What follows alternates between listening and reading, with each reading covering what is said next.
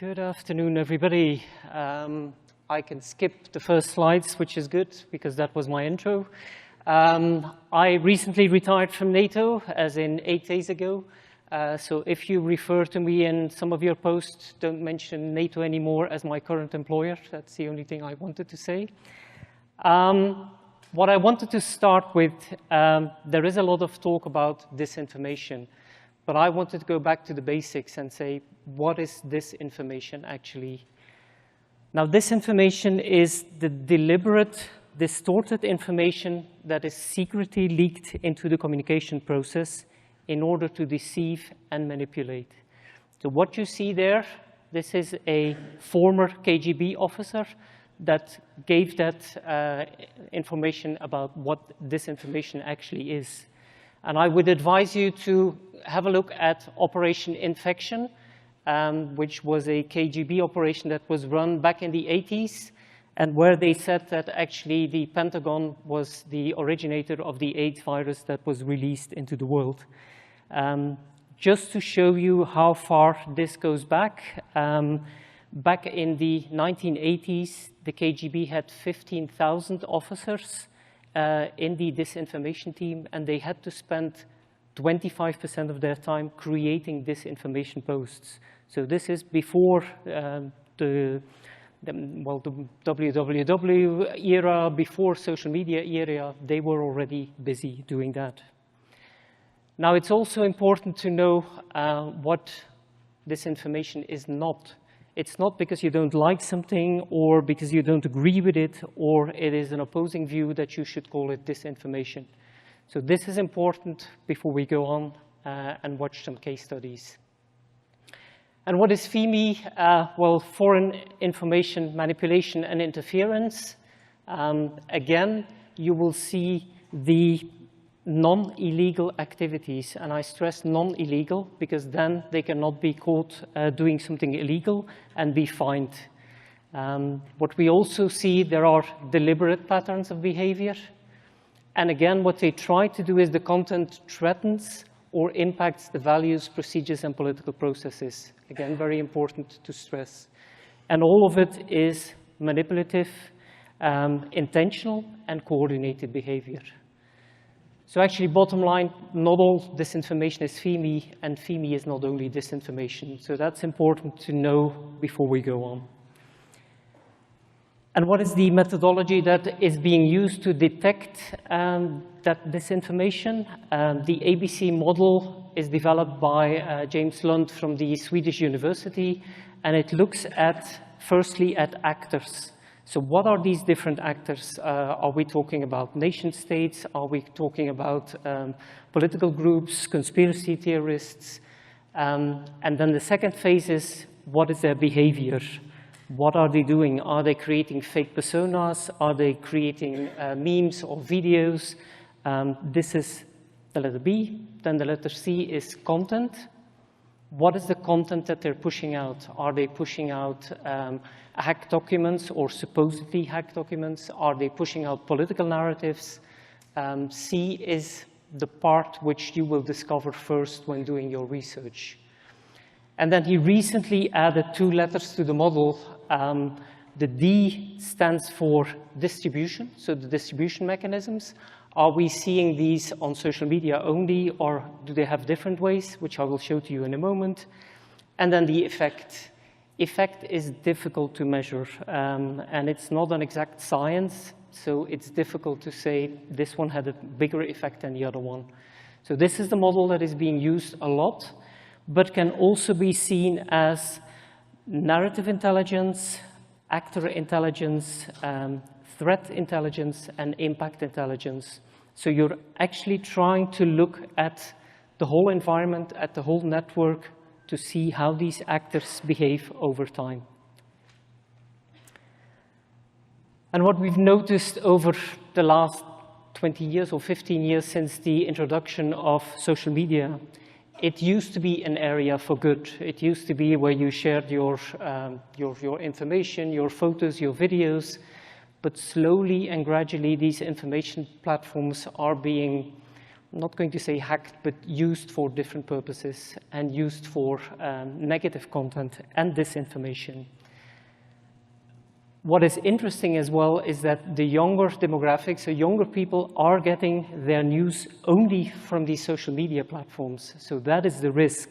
If the social media platforms contain a lot of disinformation, younger people do no longer have the reflection to go like, is this real? Is this, should I verify this with a real news outlet? And research has also shown that on social media platform, it's hardest to tell the truth from fake news. So these younger people are actually struggling and might think that the disinformation cases are actually real. Now, what are the recurring patterns that I have noticed over the last 10, 15, 20 years? It always goes back to the same methodology. This is the playbook that is always used. The first step is look for cracks that they can exploit in society, wherever they look for the cracks first. And then the second part is create a big lie. Maybe one that nobody would believe, but next part is wrap that lie around the kernel of truth. So if they post something and say, this happened in France, like President Zelensky's wife bought jewelry in France, she was actually in France. So that part was true, but the other part is not true. And then the next phase is they conceal their hand. So they are not posting this directly, they are posting it indirectly. And most of the time, it's through what we call useful idiots. So people who not deliberately send out the disinformation or spread the disinformation unknowingly. And if caught, well, just deny, say it wasn't you, distract the facts, distort, start the discussion onto something new, and you will see in a moment some of the examples where this is clearly being depicted. And then finally, play the long game. And when I say long game for Russia, it doesn't mean 1 or 2 years. Sometimes it's 15, 20 years down the line that they're already thinking about how they can impact society, how they can impact certain countries over a longer period of time. So one example is doppelganger. Doppelganger are actually copies, that went a bit too fast. So actually copies of websites. Just 1 second, let's get back. Okay, so this is a good example of The Guardian. So what they actually did is instead of the official URL, which you see, they created a copy, which is almost similar. What they do in the next phase is copy the whole HTML template of the page, and the areas shown in orange will always link you back to the official Guardian page, but it's only the part in blue where they introduce their fake content. So if you're not careful, you might think that this is an official Guardian article. And then the next part they do is they amplify it through social media. And they even do advertisement on social media. So it's not only just organic traffic, it's being pushed through advertisement. This article, for example, there was an advertisement spent behind it of more than $100,000 US. So it's not small budgets that they're using as well. Same thing happened to the NATO website. So at the top, you see the official URL for these pages. It's always the standard pattern.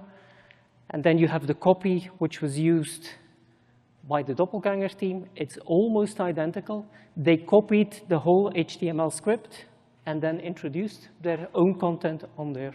So the text you see at the right is not an official NATO text. This is how they managed to try and deceive the audience.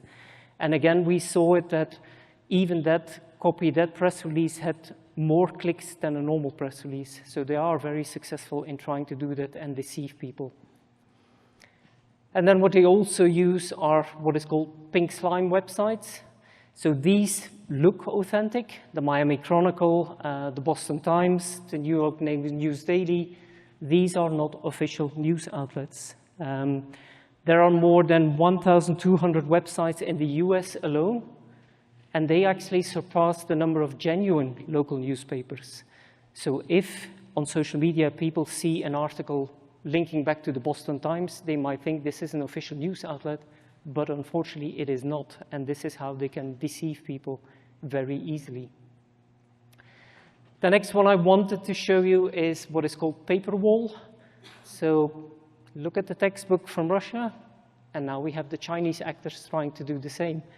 So Chinese actors created more than 123 websites over 30 countries, and the pattern is actually identical to the Russian one. So Eiffel Post, Sevilla Times, these are not official outlets, but they are being used to whitewash, as they say, the information that is posted on social media.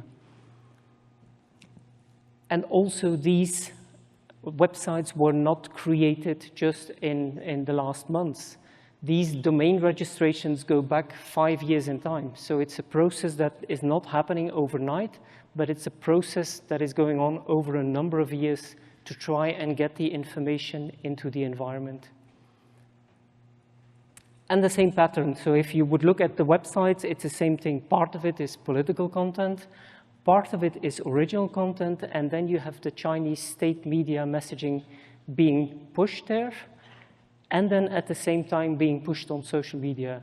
So this, for example, was somebody from the University of Pennsylvania. They leaked that story into their web pages, and similar stories are being pushed out almost on a day-to-day basis. It is difficult to detect these if you don't have the tools and if you don't have the methodology to actually detect these. And then fact-checking, well, they have you covered there as well. You know the official ones, factcheck.org, fact-checkers from news outlets. Stopfake.org is another known one. And there are companies that develop tools where you can drop in fake content and verify whether that content is actually genuine or not. What are the Russians doing? Well, they create their own fake website and go like, we're trying to debunk fake. But again, if you're not careful and you would look at the one on the right, you are actually looking at Russian propaganda. So this is how they try to play that game as well and try to deceive the audience again. And linked to that fact-checking is what is called Operation Overload, where they actually tried to overload the fact-checkers with false information. So what they actually did, a good example is this one, where they claimed there was graffiti on buildings. They created fake social media posts like Frankfurt Allgemeine saying, look, this is going on, could you please verify? And these fact checkers are then wasting their time because these articles were never there. That graffiti was never there on that building. So while they're checking out these stories, they cannot check the real disinformation. So it's actually overloading that system of fact checkers with so many emails claiming, look at this, look at what is going on, see what is happening on these buildings. And this is, again, how they play the game and play against against countries. Now, I wanted to show you some of the case studies. One of them is related to a NATO video where Russia claimed that this video was uploaded as soon as we spotted, or as NATO spotted, an insignia, an SS insignia, so a Nazi insignia. Apparently, Russians said they took it down and we re-uploaded the version without that insignia. When you zoom in closely, you can clearly see that the insignia was photoshopped on there, and it was even a very bad Photoshop. But this shows you a pattern, because they spread it in all these languages. They spread it in English, in Dutch, in French, in German, in Italian. And then as soon as they see that it gets traction, then it's when they post it on their official outlet. This is the Russian embassy in South Africa, which is very active. And then you get it sort of officialized. And you will see a similar pattern in one of the next examples, which I'm showing. What they're also trying to do is move their audience away.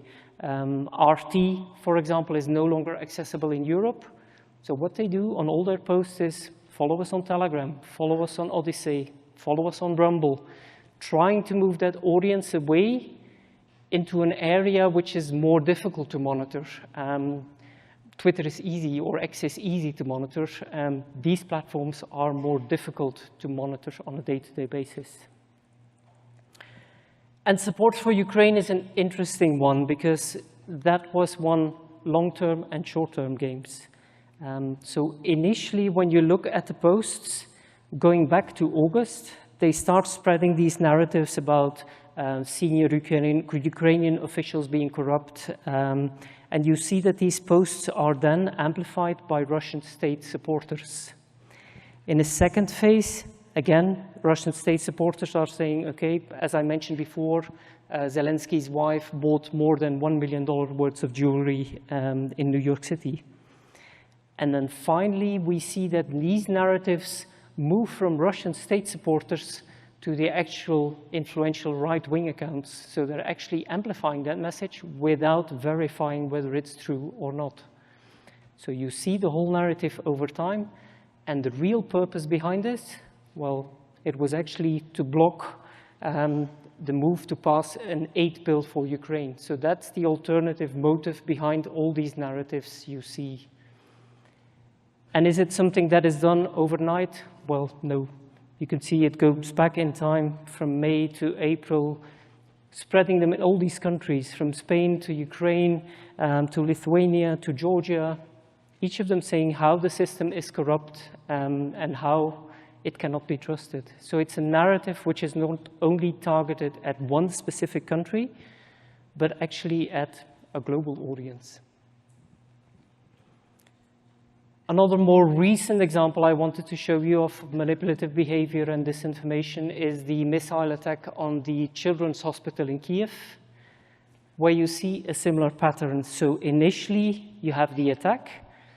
Their initial version is, yes, okay, we did it because there were soldiers hiding in the hospital. As soon as they realize their mistake, that they did something wrong, you see that the red dots here on the graph are bot activity. They start to get their bot network active in saying, no, it was not us. And again, remember the previous pattern I showed you? Well, there we go again.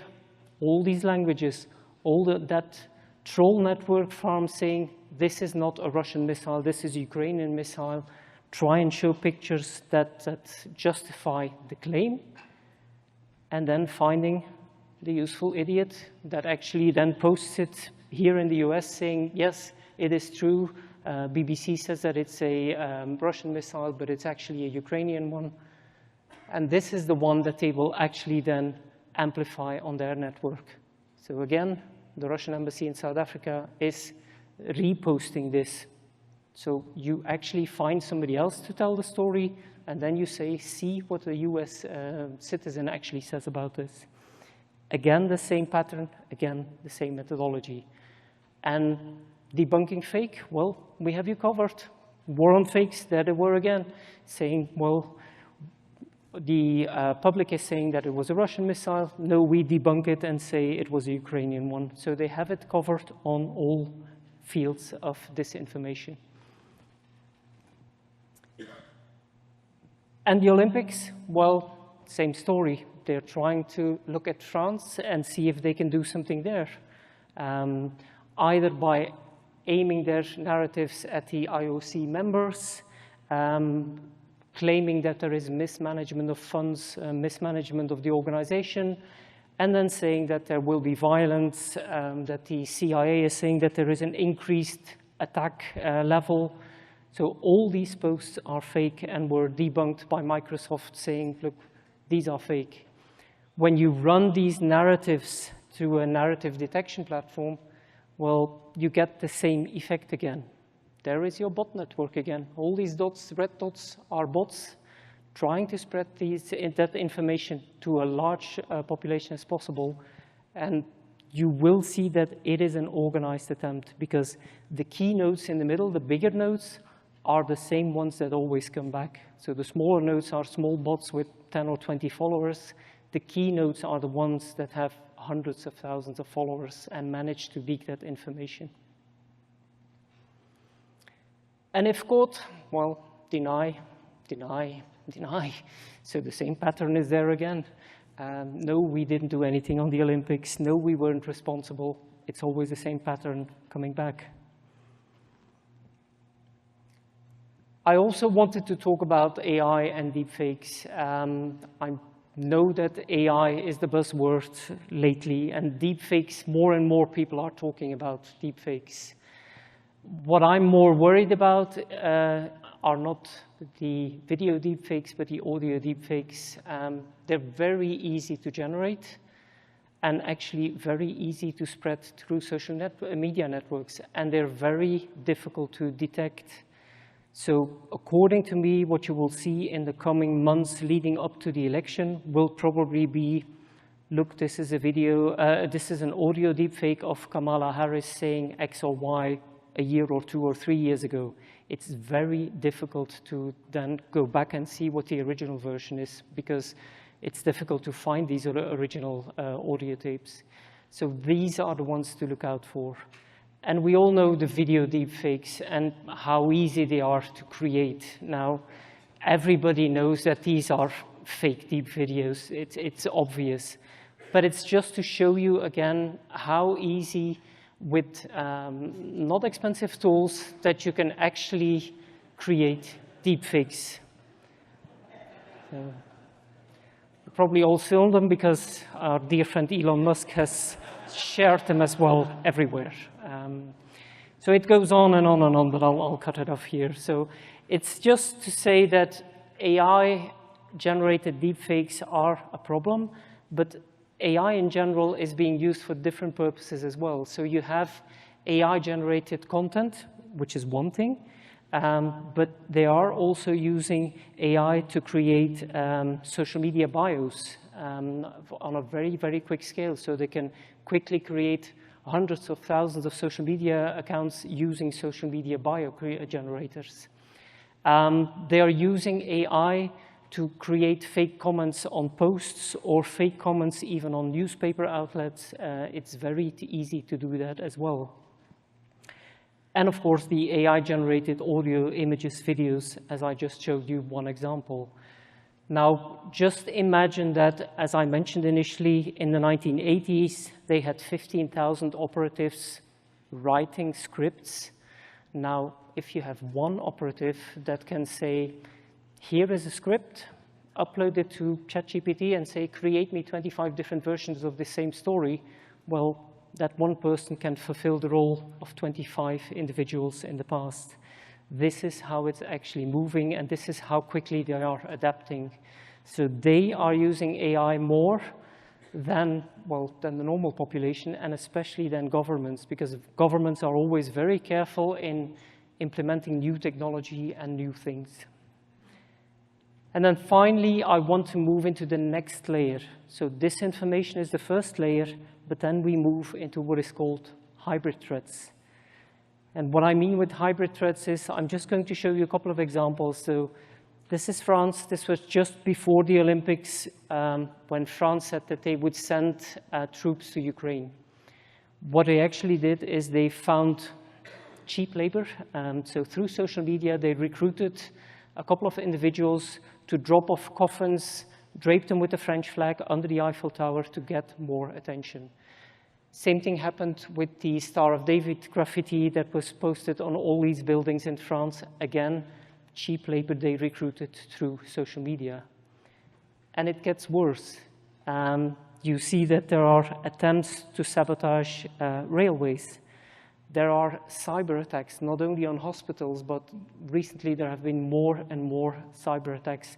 And that's where you start to see the convergence between disinformation and narrative attacks and cyber attacks. So it's all part of the same game. And it goes even one level further, where there was a link between a fire in a large Polish warehouse and also in Denmark in a pharmaceutical company, where they actually saw that Russia was behind these attacks. So again, we are moving from narrative attacks, disinformation, to real-world attacks. And also trying to destabilize countries that are vulnerable, like Bosnia, Moldova, Georgia. There have been a lot of attempts to destabilize these countries, to put population against each other, to look at political rifts that they can try to exploit. And another technological one is Estonia, where they actually started jamming GPS signals. So a lot of planes had to actually either divert from Estonia or were unable to land in Estonia because Russia is starting to jam the GPS signal. And it is all over Europe. So it's not linked to one specific country. It's all these countries. And think about what the link could be to all these countries and Russia. Well, all of these countries are providing support to Ukraine. So there is probably a narrative behind there of all these things. So what I wanted to conclude with are three important things. And I'll use my ABC letters again. One is awareness. People need to be more aware that there is that organized, orchestrated disinformation attempt going on, not only to influence countries, but to influence the population in general. These can be racial messaging, they can be gender-directed, they can be political-oriented. So be aware that you are being attacked by disinformation. So the awareness factor is very important. The second part is behavior. What I would like you to do as well is when you see a post on social media, don't too quickly say, oh, I'm going to retweet or repost this because my moment of fame will be there. I will be the first to repost it. No, try and verify first, is this real? Take the time to verify the official news outlets and see, is this a real story? Should I repost it? If in doubt, don't repost. That's the best way. Just ignore it. It's not because it's trending. It's not because it had millions of views that it's correct, that you should automatically repost it. And the last step is counter disinformation. And what I mean with counter disinformation is not necessarily sending out posts claiming this is disinformation. Yes, this will help, but it's more a more robust and coordinated international effort that needs to go on. So not a single country, but all European countries, US, all of them together, developing a system to counter disinformation. There should also be maybe a better regulation of these registration of domain names, because now it is just too easy to register a domain, a fake domain, and then use it or abuse it to whitewash this information. We might also need more enhanced platform accountabilities. So the platforms currently are being fined because of it, but it still remains very difficult. Some of these platforms claim it is freedom of speech, but is it really when it tries to meddle with the political system or with the elections? According to me, it is no longer freedom of speech when they try to do that. And lastly, maybe also improved access from researchers to social media content. The Meta empire is famously closed. So if you want to do research on Facebook or Instagram, well, good luck to you. We used to have CrowdTangle. It almost disappeared as well. So it is very difficult to do research on these platforms. So maybe these platforms should be stimulated to release the information for research, and that the public can also see what is going on, and especially also with the advertisement, because they gain a lot of money from the advertisement, but actually it is disinformation which is being advertised.